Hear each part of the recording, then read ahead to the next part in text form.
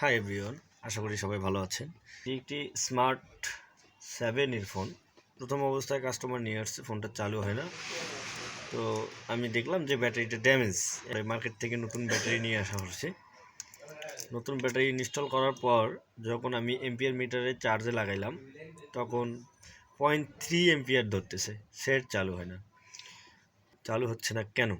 আপনাদেরকে মেপে দেখাচ্ছি। মাদারবোর্ডটি দেখতে পাচ্ছেন, ব্যাটারি কানেক্টর লাল প্রুফটা গ্রাউন্ডে ধরলাম, এই পজিটিভে যেন ফুল বিপ করতেছে, নেগেটিভও শর্ট পজিটিভও শর্ট। মাদারবোর্ডটি একদমই ফুল শর্ট, মাদারবোর্ডটি একদম ফুল শর্ট। তো এই শর্টটা রিমুভ করা যায়।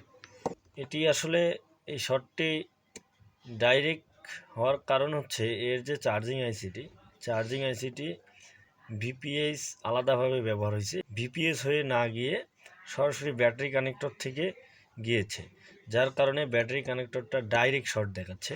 তো আমাদের এখানে যেহেতু ডাইরেক্ট শর্ট দেখাচ্ছে, যেহেতু সারা দিকেই ছড়িয়ে আছে ভোল্টেজটি, সেহেতু আমরা আন্দাজ করে নেব যে এই ভোল্টেজটি কোথায় কোথায় গেছে এবং কোন সেকশনটা শর্ট হতে পারে।